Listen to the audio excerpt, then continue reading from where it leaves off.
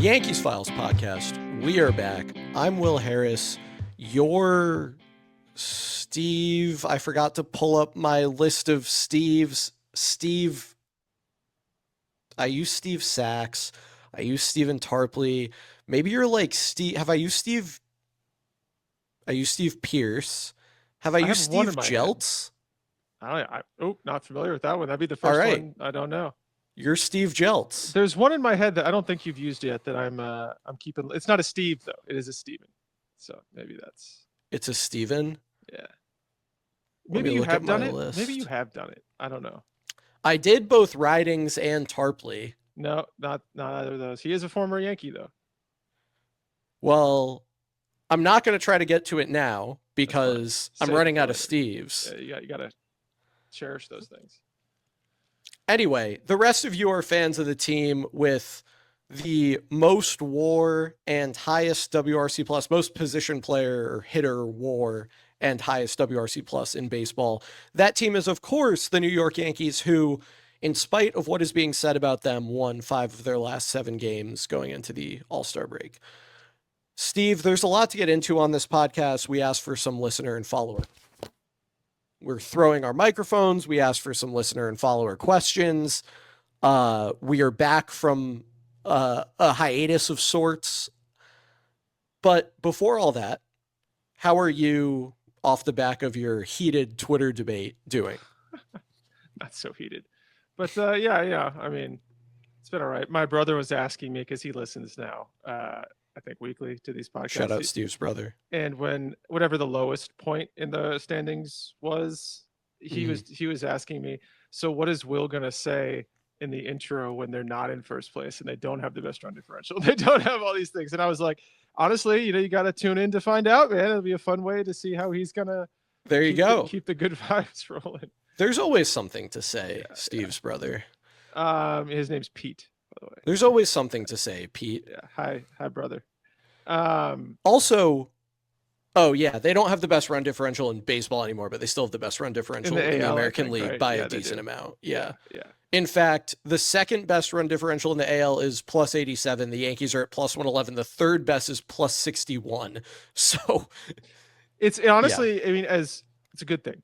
It is. It pisses me off at the same time every time I look at it. It annoys the hell out of me. And if we can go back to some of the early episodes of this pod where we were losing, things were still good because the Yankees were winning, but they were losing games that they really shouldn't have lost. But then they'd win, and it was like you gloss over it, but they were losing a lot of very winnable games in that time period. And I had a line where I said something like, at some point, the Yankees are going to be in a losing streak, and we're going to regret that we couldn't have pulled out some very winnable games. And I think that's reflected heavily right now in the expected win-loss from the run differential standpoint, the Pythagorean win-loss. So it's frustrating me. It's eating away at me. Honestly, every time I look at the standings, it pisses me off. I think when somebody was asking me, are you, down on the Yankees now? And I mean, I'm not as high as I was. I can't be. That'd be stupid.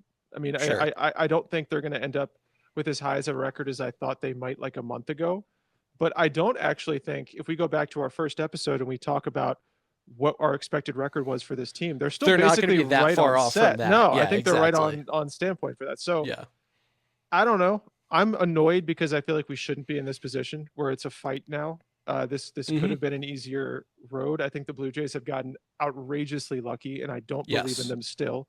I'm almost to the point that I'm not even that worried about them. I know that's a crazy thing to say because they are in first place, but they don't scare me that much. I think the Rays would scare me even more. Maybe the Red Sox even a little bit, but the Yankees still have the best team to me. The pitching concerns me. It's a real problem. Probably the first real problem that the Yankees have had this year.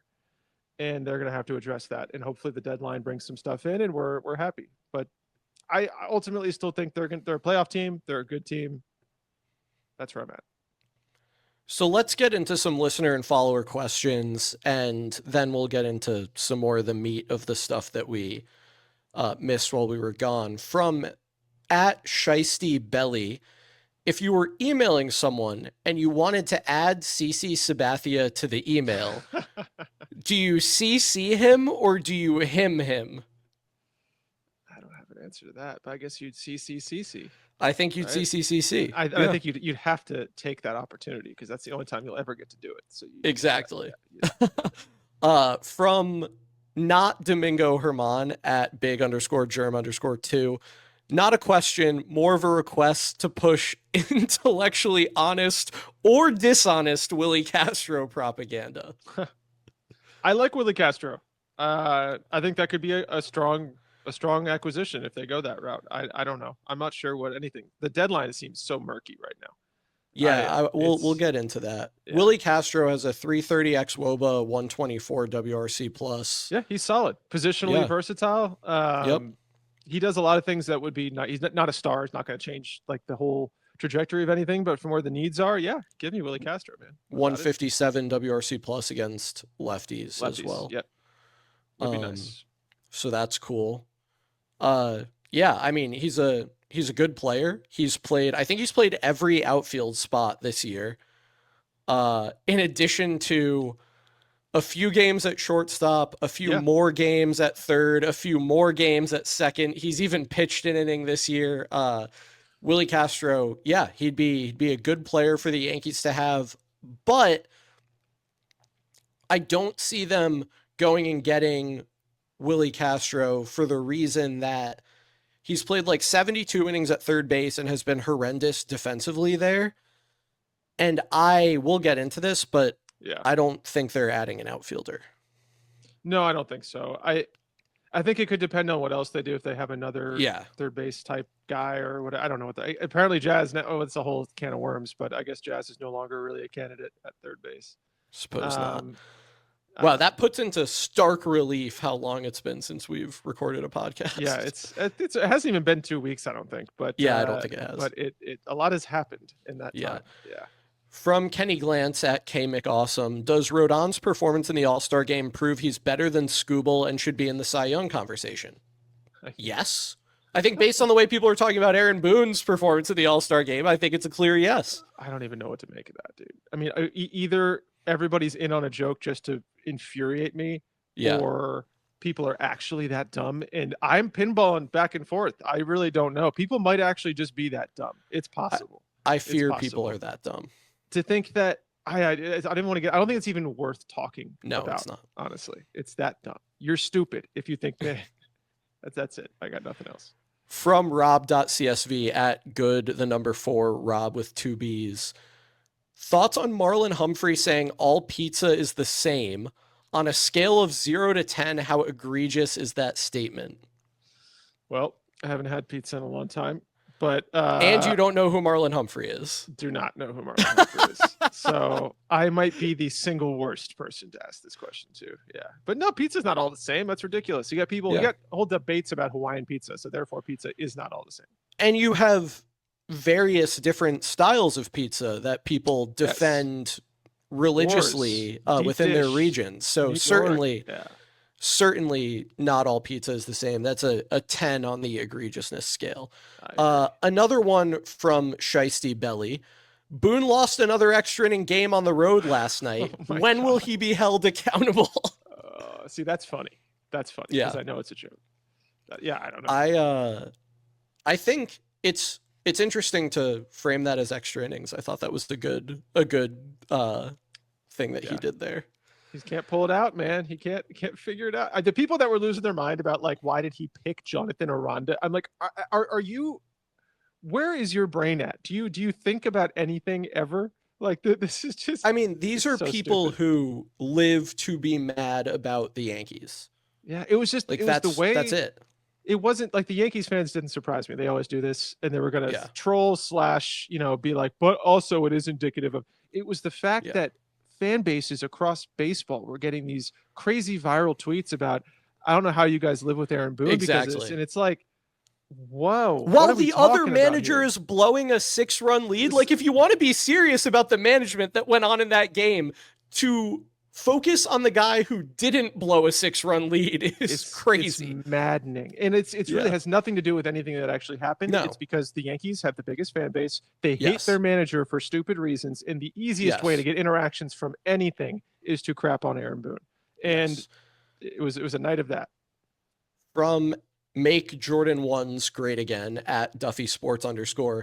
Do you think the Yankees could start winning more games than they lose again, my nights are way more enjoyable humming New York, New York to myself as I drift off to sleep. Yeah, it'd be nice. I did. I mean, in our group chat, I think we talked a little bit. I mean, I still like paid attention to every game, still watched, but I had like a couple weeks in there when Wimbledon was going on where I kind of like it was just mentally killing me. I just didn't enjoy watching the games. I didn't enjoy coming on Twitter and looking at everybody losing their mind. So I kind of just backed away a little bit, stopped watching quite as much. And yeah, it sucks. I hate when the team loses. Even if I think they're going to be okay, I don't like watching these stretches. Yeah. It's brutal. I'm with you. From Spreadsheet Enjoyer, who has changed his handle to something I don't even recognize, predict whether Cam Schlittler will have season results closer to Bobby Miller's or Paul Skeens. Like this year, Bobby Miller? I believe he means this year. Because Bobby Miller at one point was really good. Bobby Miller at one point was really good. He hasn't been. No.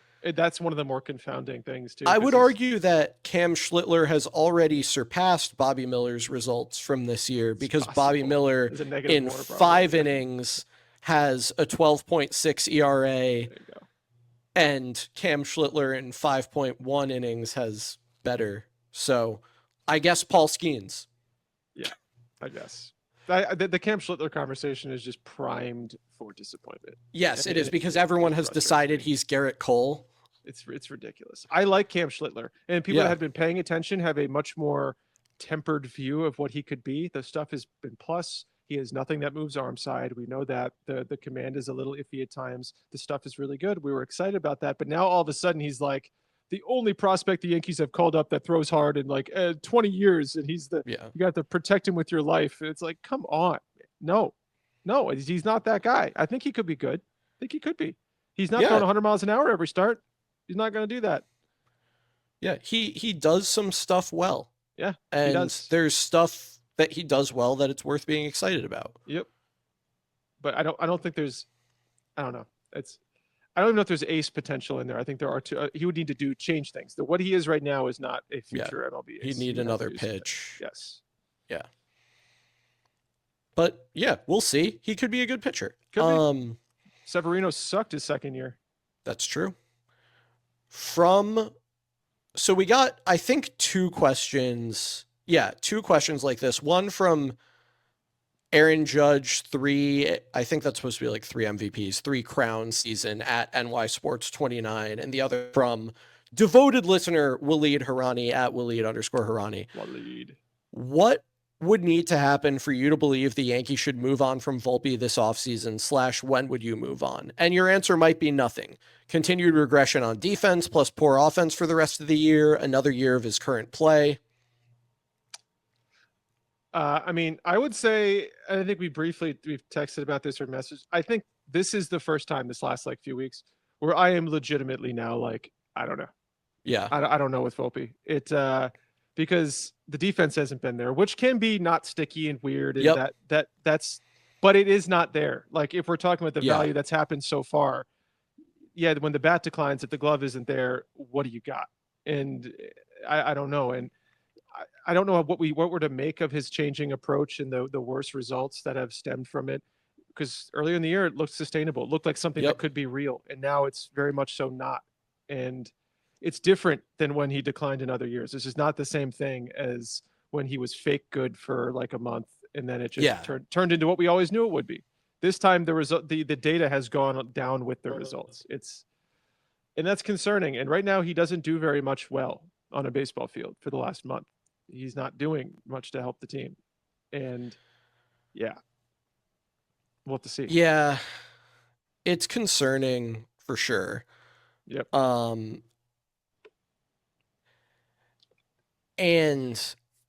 But the question of what would it take to move on is a different question than like, are you worried about Anthony Volpe? And I am worried about Anthony Volpe, as you are.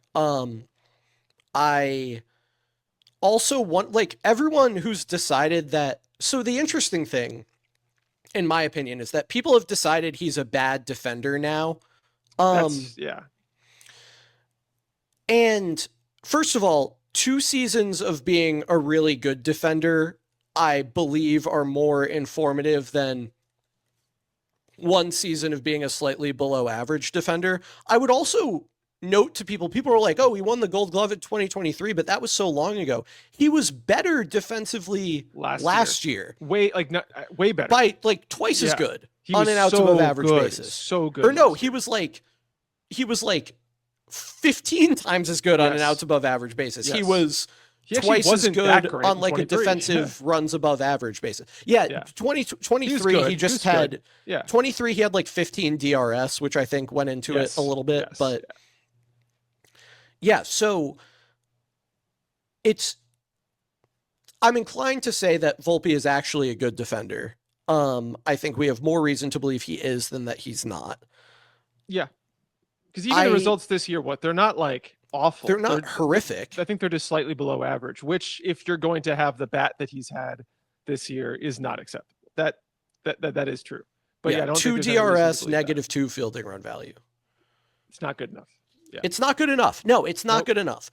But I don't believe that's really gone. So, like, I think I would need another season of Anthony Volpe playing like this to say this is who Anthony Volpe is. Because, like, we have to remember he's coming off a 3.5 win season. Yeah.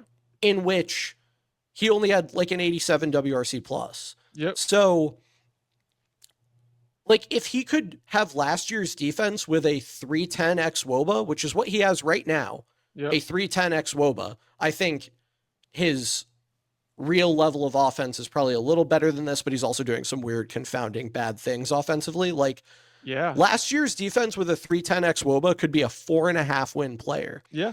And I don't think when you're paying a guy $700,000 a year and he just needs some stuff to go the right way to be a 4-win player, like just from what he's shown you, I don't think you give up on that guy because of 100 bad games or 150 bad games. I agree. I think there's probably like, is there a world where things go so poorly for Volpe the rest of the year that the Yankees have to get creative about how they handle shortstop for some period of time?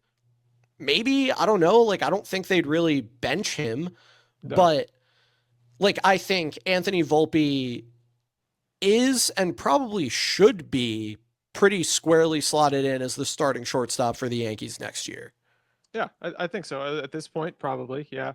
I'm going to go full conspiracy theory in the way that I usually do, if you can guess what that would be. Are you going to say he's hurt, Steve? Well, we have good reason to believe he could be hurt. And he's had multiple things. That the shoulder thing where like it seemed like his shoulder like popped out or something on that dive, and then he got hit in the wrist, I think it was. By Walker Buehler. Yeah. And if you take, I don't have the numbers in front of me now, but if you take the data from each of those days, I forget which one is more indicative of it, the bat has gone downhill. Now, there are some approachy type things with his swing path and everything, which you could say, maybe it's not approach. Maybe it hurts to swing. He has to swing differently to compensate for pain in his shoulder or his wrist or whatever, and he's playing through it. Could also explain the defensive stuff. I'm not trying to give him a pass, but there are potential explanations as to why things have gone the way they have. And like you said, the overall value perspective from having a plus defensive shortstop, which really it's not fair to give up on yet. If you don't want to be certain about the bat, fine. I can understand at this point, there's a lot of data the bat is questionable. The glove really shouldn't be. I don't buy that. I mean, people are just equating an eye test. They didn't like him even when he was crazy good last year, like 98th percentile outs above average last year. Also, like, people get obsessed about the errors. He made 17 errors his first year and 16 his second year. He's going to make about that number this year. Like, it's the World Series, I think, still, man. People are just infecting people's brain. That one throw, that one thing. People are just looking now. Anytime that happens, it's going to be like, well, what if that happens at the biggest moment of the season again? We got to get somebody that never makes a mistake ever, which you'll just be chasing a white rabbit forever. Yeah, it's just doesn't happen, man. We just played Ellie De La Cruz recently, who I think most people would want to get over Volpe. Did you see how many errors that guy made? He's an error machine. It's crazy. It's crazy. You think that would add some perspective to things, but it doesn't. And of course, Ellie hits really well. So yeah, I would take Ellie over Volpe. Yes, no doubt. But just, as an analysis of the glove, it's funny. Yeah. I'm just looking up Anthony Volpe from June 7th on. He has a 220 WOBA. That June 6th was when he got hit by Bueller. He has a 220 WOBA, a 263 X WOBA, which is bad, but not as bad as it's been. Yeah. And he's had like some barrels that he's hit the wrong direction and stuff, you know. Center field, man. He's got to stop doing that. He does not have, so this is something that I was getting into on Twitter a little bit today. Anthony Volpe does not have the game power to be a gap-to-gap hitter. He doesn't have it. So anyone who wants Anthony Volpe to do that, just know all he can do when he hits the ball between the gaps is get out. He can hit home runs left of left center and right of right center, and he can sometimes sneak in an extra base hit in the gaps if he hits a line drive, but he cannot hit fly balls that have good results between the gaps. And I want people to remember that. Yep. Yeah, he's got to pull more ball. He doesn't pull anything. He needs to pull the ball. It's to his detriment. I mean, I understand Yankee Stadium potentially go the other way. I haven't even really looked into the data to make any I just don't know with Volpe. Frankly, I'm kind of sick of the Volpe discourse. Yeah, I mean, I get it. Like I do get it to some degree, but I don't think Volpe is the biggest issue on the team or anywhere close to it or anything like that. So I mean, the offense is one of the best in baseball, so I don't think we're complaining about that. The defense, if that's really your biggest thing, I don't think that's fair. I think Volpe has shown in his career he is a very good defensive shortstop. So it's also possible Volpe's turning the corner a little bit from xWOBA, right? It's going up a little bit. Yeah, like he has a 305 xWOBA, which is a lot higher since July 1st. He of course has a 143 WOBA in that time. So like things getting healthy. Exactly. So things may be moving a little bit the right direction. We'll see. I don't know. Gotta see. There's no other answer right now, so it doesn't matter. You can bicker about him all you want. He's the shortstop for the rest. He's the shortstop. Yeah. It's from at NYY_SAJ. Do you think Ben Rice will always underperform his expected stats? I hope not. I don't know. I don't know enough. Is there something maybe he does that leads to being unlucky? Possibly. So I looked at the spray chart and stuff a little bit today. There's nothing obvious. I think like the clearest thing is he hits hard line drive, so he gets hurt by Yankee Stadium right field a little bit when they don't get out. He's got to hit more home runs. But yeah, so I looked it up. Only 3 players in Major League Baseball this year have had a higher percentage of pitches they've faced turn into 100+ mile-an-hour exit velocity outs than Ben Rice. Like 1 out of every 25 pitches he faces is a 100-mile-an-hour or harder exit velocity out. It hurts. And his average launch angle on those balls is 14 degrees, which like fewer of those should turn into outs than they do. He has like the highest xWOBA in that group. Nobody else in the top 10 of pitch percentage turning into outs is above 10 degrees of average launch angle. So I jokingly said, like, if he lifted the ball a little more, he'd be Aaron Judge. But like, yeah, a few more line drives becoming home runs would definitely help him. And I think like there's probably something to being Ben Rice and hitting the ball as hard as he does, where for most guys, line drives turning into fly balls is a bad thing because line drives are doubles and fly balls are caught. For Ben Rice, a lot of fly balls are home runs. So there may be a trade-off there that a guy with his profile can exploit. I think that's probably, that was what my gut said, that basically that maybe there's something in the profile that lends itself to being a little unlucky, but almost nothing you can do can lend itself to being this unlucky. It's ridiculous. And I think if he keeps hitting the ball hard, the results will come, as frustrating as it has been. But lift the ball more. Lift the ball more. From at T00GE2, Yankees relievers are running a 25% home run per fly ball rate in July. Jesus Christ. Definitely need bullpen help, but is the need being slightly overrated? Yes. Well, you don't run a 25%. Nobody is a true talent 25% home run per fly ball guy. So like, yes, the need is being overstated in that regard. If you're just saying, look at how bad they've been this month, then yes. But truly, they do need, and I expect will acquire bullpen help. The bullpen is, I mean, I think it's, Yeah, I mean, yeah, using that point of data as like, see, that's not going to be real. But I mean, could you say, well, they are giving up a lot of home runs or doing a lot of damage? Yeah, that absolutely could be real. And all the arms that have gone down, from Cruz to Leiter to who else did they lose? They lost somebody else, didn't they? I can't remember. Gerald. Yeah, Yeri. Okay.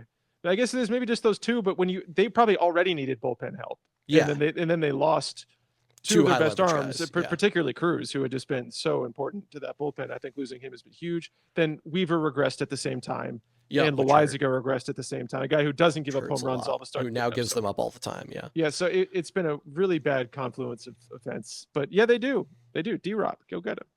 Go get him. From Kin Knows Ball at @_24 Kin, why would Boone do this? Just in general. From I stubbed my toe yesterday and I said that. If this is the joke that I think it is, I think this is a great display name. Lox Populi at Vlad. Populi? Yeah, exactly. But Lox, like smoked salmon. At Vlad Anastasio. In what year will Volpe win his first MVP? I got no answer on that one. Crickets. I think 2027. And then this will transition us into a major point of the rest of the episode from Toby Chalk at _TW Chalk _. What's the optimal package for Eugenio Suarez? I know we're going to be linked to any potential trade piece ever, but pretty funny. He openly said he'd be down to play for the Yankees. Hey man, give me a Eugenio. I love a Eugenio. I think like a lot of people, I was upset when I saw him get hit on the wrist in the All-Star game. It really felt like they were hitting a Yankee. Apparently he's okay, right? X-rays came back negative, so hopefully he's fine. I don't know. I don't really know. It's going to depend on, I don't know. It's going to be weird with these players because if he is available, he's going to be one of a few big name players available. He is just a rental. The Yankees don't have the deepest farm. Will there be a team that has enough farm that they can say, screw it, even though it's just a rental, we have the prospect capital to give up a bigger name? Because the Yankees don't really have that. I don't think they can really afford to do that. So I don't know what a reasonable package is. Is Spencer Jones too much? Probably in a way, but also I don't believe in Spencer Jones at all. I don't care what he's doing down there. Interesting. But you could sell him at a high level. I don't think Suarez is the right guy to do that on. I agree. So I don't know. I think I don't know. It's hard because he's a rental and he has an injury history. And does he have that bad of an injury history? Didn't he miss 50 games last year? I don't remember that, but we can look at the.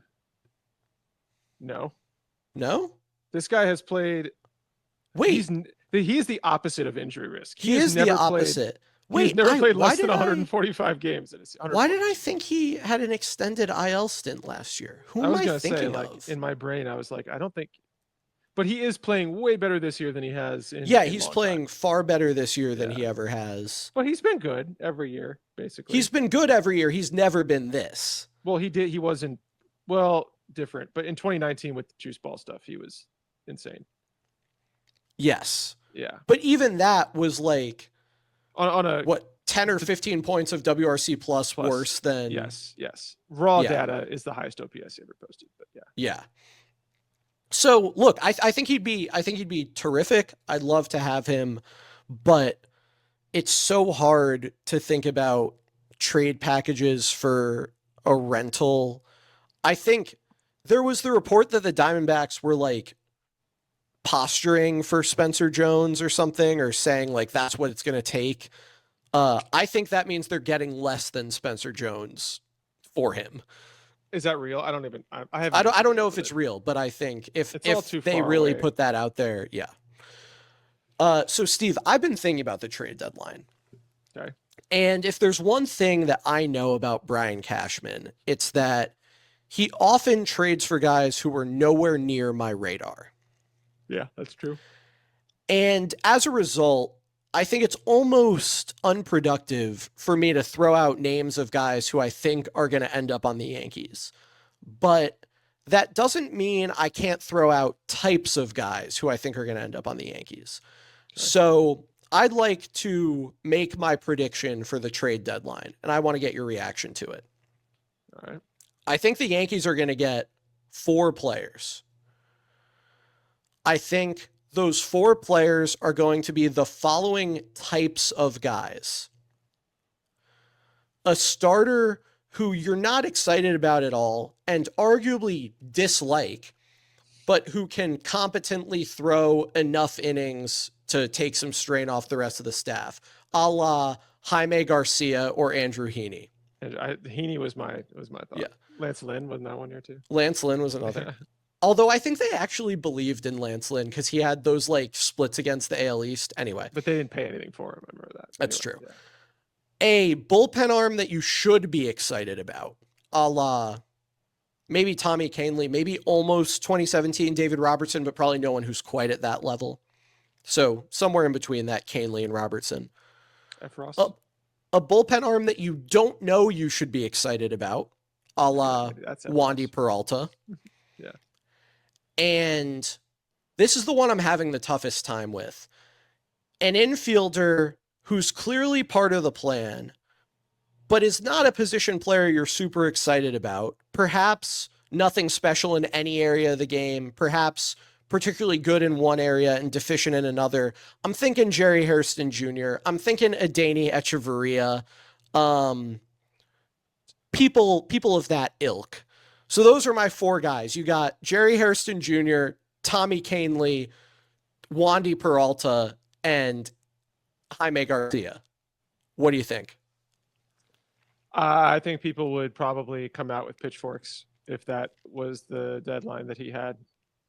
And I'm not saying I would. I think that's a more reasonable or likely outcome, but I think people would be extremely upset if that's the deadline. You do? I feel like that would pretty 100%. effectively address the needs of the team. I mean, I'm not saying it wouldn't. Fans would be extremely upset. They feel like we need huge upgrades, which they always do. The state of the rotation probably calls for something more than Jaime Garcia. I would argue. Do you think they'll do something more than Jaime Garcia? I don't know. It depends on who's available. I think that's the hardest thing with every deadline now is how many teams are involved. So it's just, I mean, there could be a team that's not intending on selling right now could be selling in 2 weeks. Yep. So, I mean, it's impossible to really know. It is true that Cashman very rarely, though not never, but rarely does acquire the highly rumored player to be acquired. That does happen. Sonny Gray had been talked about forever, and they went out. Sonny Gray. I think Gallo, Rizzo. What was it? Montas to an extent. Montas, yeah. It does happen. Yeah, but you're right. It's less than. It's not super frequently. No, that's why Suarez is like. I've heard a couple things. Maybe Suarez is realistic to some degree, but my gut says it's not going to happen because that thing doesn't usually happen. I also don't think it's going to happen. I don't think so. I think there's another team that is more positioned to do a rental than the Yankees are. Brian Cashman historically loves multiple years of control at the deadline. He hates rentals. He does. That's a good thing to consider, actually. But even Joey Gallo had multiple years. Yeah, I mean, you got Jazz last year. I think a huge reason was because of the years of control, and that was a brilliant trade. I love Jazz. Yeah, Jazz is awesome. But yeah, we just talked about Sonny Gray. Sonny Gray had multiple years of control when they got him. You know who did not sneakily? Montas did. Montas did. Right? Yeah, he just got hurt. Yeah. You know who sneakily has multiple years of control and who I think people have occasionally mentioned, who I really hope does not end up on the Yankees, is Ramon Urias, even though he would kind of be Orioles, Jerry Hairston Jr. Yeah. I don't know. I haven't really looked at his stuff. He's not good. Okay. He had a legitimately good offensive season last year, but he has not replicated it. I don't think the Orioles are going to give us anything that matters. So, I don't think they think he matters very much. If I had Jackson Holliday and Gunnar Henderson and Jordan Westberg in my infield, I would have no problem getting rid of Ramon Urias. Yeah, I really don't know. I used to be different with the trade deadline because there were a lot of teams by now. It was the trade deadline used to be more fun because it was already happening. Now there were already a lot of teams that were out of it. Shrink the playoffs. There would just be so now we're just waiting until the last second. It's really almost like the day before, like the couple days before the last. Like this isn't really our trade deadline episode, even. No, it's not. It wouldn't be. No, it's so. Who knows? I hope they do things. They need pitching. I don't care if it. I really don't care that much if they don't come away with a bat. I got to be honest. I would like them to, but I think they can hit. They need to get some arms. So we haven't spoken since before the Toronto series, right? I think that's right. Publicly. Yeah. It went bad. I think I remember saying, "Wouldn't it be great to win 3 out of 4?" Oh, yeah, how naive it would have. Yeah. So what? I mean, I don't want to relive losing 6 in a row and then winning 5 out of 7. Like, there were some bad things. There were some good things. I think like the thing to be most excited about is that they hit really well even when they were getting beat. Yep. And the thing to be most concerned about is that they got beat even though they were hitting so well. Like, that's just where things stand. The Yankees season hinges on their ability to prevent runs over the rest of the year, period. They have the best offense in baseball. They have a very solid defense, despite what certain haters would have you believe. They have the most WAR from their hitters of any team. They have the highest WRC plus of any team. They score a ton of runs. Mm-hmm. The only uncertain thing about this team, health aside, is what's going to happen with the pitching. Can they prevent runs effectively enough to let their offense carry them to victories? And we just don't know. Yeah. We don't know how Heel is going to come back. We don't know what Will Warren is going to do getting, the most work he's ever gotten in his career. We don't know what happens to the Marcus Stroman rotation spot. We don't know if Cam Schlittler is pitching for them a bunch or if he's going to be good if he does. I think we can be relatively confident in what we're getting from Max Fried and Carlos Rodon, and that's about it. That's about it. So, yep. That's crazy. That's what it comes down to. It's not a good place to be. I mean, I like Will Warren, but question marks up and down, obviously. Yeah. Stroman, I don't want to watch him ever pitch again. Nope. We're going to have to, so that sucks. Can't rely on Schlittler. Can't rely on Heel. I didn't even if Heel was healthy coming into this year, I had a lot of reservations about Luis Heel, let alone coming back from injury. So yeah, it's concerning. And then you add on the bullpen being concerning, and because it's injury based, we're not going to get Clark Schmidt. But we might not see Clark Schmidt in a Yankees uniform again. I mean, we probably will, I think, because the control is still there. But it's entirely possible. It's entirely possible. So. And also, not that I didn't say he wouldn't have 2 WAR, but I want to get it on the record. Clark Schmidt has never had 2 WAR, and very well may never have 2 WAR in a season. And I want to get on the record that I said, and this hasn't happened yet, preseason I said that Cody Bellinger, Jazz Chisholm could very well push for 4 WAR seasons. And you looked at me like I had 5 heads, and I believe both of them are right around 3 WAR right now with however many games to go. So yeah, and you know what? If you wanna continue to take me to task about stuff that I said before the season, what did I say? What do we got? I had Jason Dominguez hits fewer than 15 home runs. Yep, that was one of my bold predictions. That's going to be wrong. Oh no, that could still be right. Where's he at right now? He's at like 8. He's at 8. Okay, so I actually have a better chance. I was thinking he was at like 11. I actually have a better chance of being right about that than I thought. And 3 of those came in the same game. That's crazy. And then another 2 come in the same game. Didn't he have a 2 home run game? Or am I wrong about that? He did have a 2 home run game. Yeah, so he said over half of his home runs have come in the game. I had Seiya Suzuki ends up on the Yankees. That's not going to happen. That was just me wish casting. I had Ben Rice has the second highest WRC plus on the team, and it's a good thing. That's like spiritually right. Yeah. Like Ben Rice has been XWOBA, you'd be right. Yeah. There. Well, XWOBA would have been an easy one to predict. Ben Rice has been really good. I think we could all be happy about that. I had Mark Leiter as my comeback player of the year. Instead, he just had rotten luck and then got hurt. Yeah. But you know what? Credit to me. I picked Aaron Judge to be the team's MVP, and nobody saw that coming. There are hot takes, and then there are hot takes, and that was that was pushing the bar a little bit. I stand by I'm proud of Belly for doing it. Belly and Jazz for probably going to have 4 WAR seasons, the both of them. And you know what, Steve? This actually validates our selection of you as the new Whipple so much more than anything else, because it was a long-standing Yankees Files tradition that Whipple's bold predictions would all come true and mine would all be terrible, and you've filled that role perfectly. Let's go. We got to get Whipple back on, man. I thought that was going to happen soon. Yeah, Whipple, he talked about wanting to come back for a guest spot. Bar studying has been arduous, and I'm not talking about alcoholism. He is preparing for the state bar exam to become a licensed attorney or whatever, be allowed to practice law, whatever the appropriate way to say what the bar does for you. He wants to be admitted to the state bar. Anyway, that has proven arduous, difficult, time-consuming, so it may be a little while longer before he returns to the pod. I see. Well, someone on the Yankees I'd like to shout out is Devin Williams. Have you heard of him?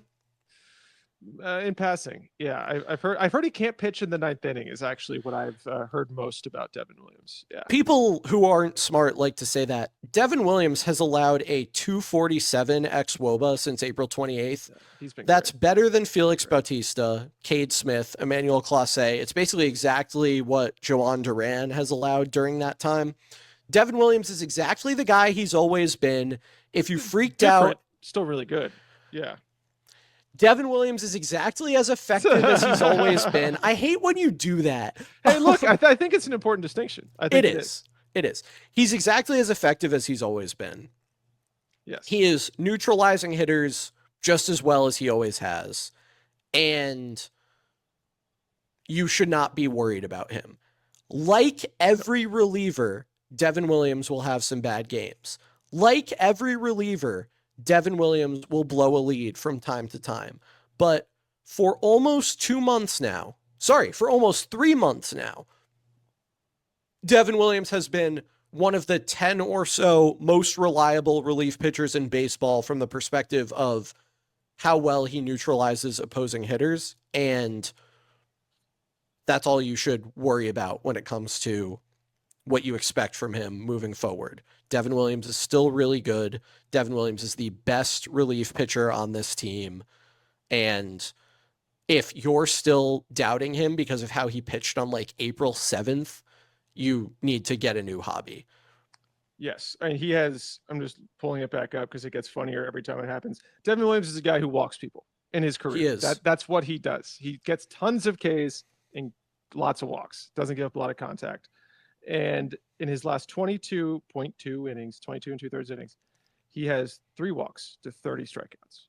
That wouldn't even kind of resemble Devin Williams. That's insane. That's a 10 strikeout to walk ratio over his last 22 innings. That's since May 12th, right? Yes.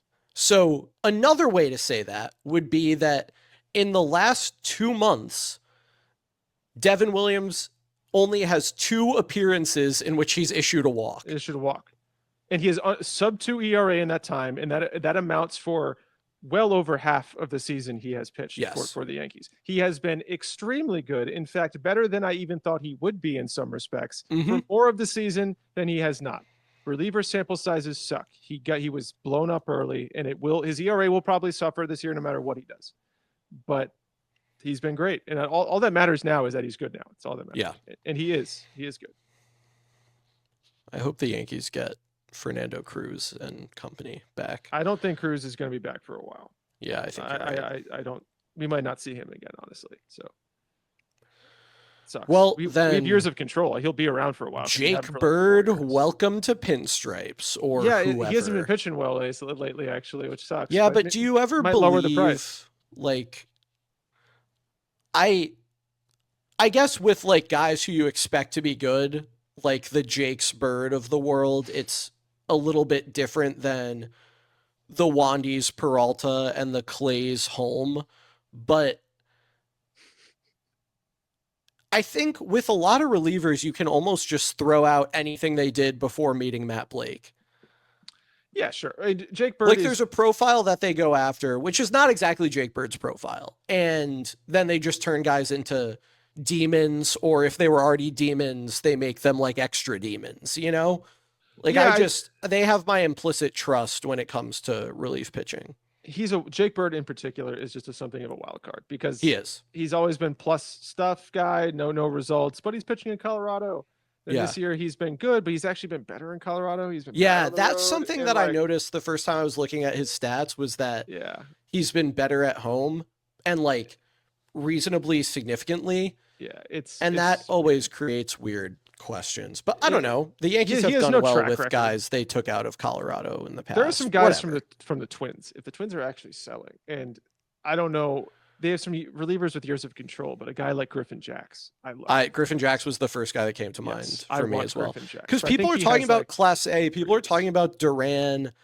I don't know if either of those are realistic. Names, man. And I agree with that as well. Griffin Jacks would be a lot of fun. Yes, I love Griffin Jacks. I would love to see what Matt Blake does with Griffin Jacks, but I think he has like 2 years after this, so that'd be cool. If they're trying to be good, still they might not want to sell unless we give up. Well, what do you think they want, like John Ryan Murphy or something? Do you remember? You definitely remember this. See, this is something that if I said it in that group chat where everyone was born in like 2005 or something. No, I would imagine they remember trading for Aaron Hicks, but maybe they don't. I was going to say, do you remember when John Ryan Murphy was J.R. Murphy when he was coming up through the system? He was J.R. Murphy. Yep. There are a few examples of stuff like that. Like there was J.R. Murphy, obviously. There was Philip Hughes. Remember when he was Philip? Yeah. I guess so. Yeah, I remember that. Also, this is the time of year when we should always remember the Phil Hughes tweet from like, I don't know, the 2014 home run derby or something, where he said like, this home run derby is going great. I've only gotten 10 tweets saying that I should be pitching to every batter. Yeah. He was so bad at the end of his career, man. I felt bad for Phil. I love Phil Hughes. I'll always love Phil Hughes. Doesn't he have, he has the single season record for either walks per 9 or strikeout to walk rate. Strikeout to walk rate. I don't know if he still has it, but he did have it. Yeah. It was that season with the Twins, 11? No, it was Yankees still had him in 2011. Oh yeah, Yankees still had him in 2011. It 2013? was 2013. No, it was 2014. 2014. Yeah, 2014. Okay. So it was the. He just didn't walk anybody. He didn't walk anybody. It may not be the all-time record anymore, but he led the league in. At the time, it was the record. Yeah. 11.63 strikeout to walk rate. It's crazy. Which was crazy because he only struck out 8 guys per 9. Yeah, he didn't even strike out more than a batter an inning. He just literally did not walk anybody. Yeah. Still cool. It was a good season. He had like a sub-3 ERA, and it was not what I expected Phil Hughes' best season would look like when he came up initially, but it was cool. Wish it could have happened with the Yankees, but then they signed him to a contract and he sucked. It was a really sad story after that. He was no good after that season. Anyway, Steve, we're getting towards the end of this episode of the Yankees Files podcast, and it's probably only going to be like 3 games until people hear from us again. The Yankees will play those on the road in Atlanta, where some of them already are. Friday to Sunday, Max Fried, Billy Warren, and Chuck Rodon against Spencer Strider, Grant Holmes, and Bryce Elder. Your confidence out of 10 in these New York Yankees? I haven't even, it's fine. I haven't even considered this. I don't know. We have to go down. I have to go down. Probably not a small amount down. I think I'm in the 7s, but I don't know where in the 7s. I'm going to say like 7.9, 7.8. Okay. Yeah. I think given the health or lack thereof of the pitching staff, it is fair to go down significantly. I might even go down lower. I don't know, because it depends on what the trajectory of what I believe has definitely changed. I'm going to 7.5. Going 7.5. Okay. I think a point drop from that's reasonable, frankly.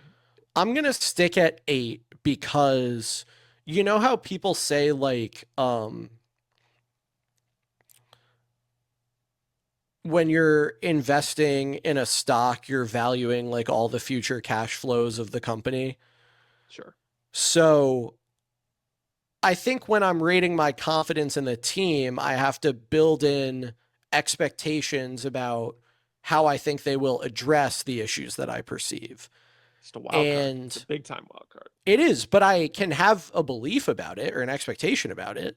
You can. And I think the Yankees are going to do that effectively because I'm really confident in their ability to make pitchers work for them. So I'm still going to go down, but I'm only going to go down to 8. Okay. It was funny when the Yankees were in the middle of the losing streak around the time that we had our canceled episode for a variety of reasons. To those of you who are aware of what some of those reasons are and reached out, thank you. Steve, thank you for your flexibility. I got a text from my dad saying, like, I can't wait to get an episode of the Yankees Files podcast about how this team that loses all the time is still really good. I was like, I don't need this from you right now. Thank you. Yeah, that's kind of what my brother's been shooting at me a little bit. Yeah. Not the same level, but yeah, he's like in between, like I think where our fathers would be and where we are. He's like, yeah, he's kind of in the middle there. And you know what the bottom line is? Some people just aren't built for the 162. No, they'll be cheering when things are good at the end of the year if they are. A good week is to be expected. A bad week is the end of the world. But if we start talking about that, we will never finish this episode. Yep. Any parting shots from you, Steven? No, happy to be back on. Glad everything is going okay on your end. And thank you. Yeah, guess we'll be back doing this again soon. So, yeah. Yep. Yeah. Hit ball over fence. Hit ball. Ben Rice. H ball. Ben Rice, please. Did you say XWOBA earlier and then right now you said H-ball? That's ridiculous. Hey man, I shoot from the hip with that. Sometimes I do say XWOBA. It really just depends on how the sentence feels. I'm just, it's a feel thing, man. That's crazy.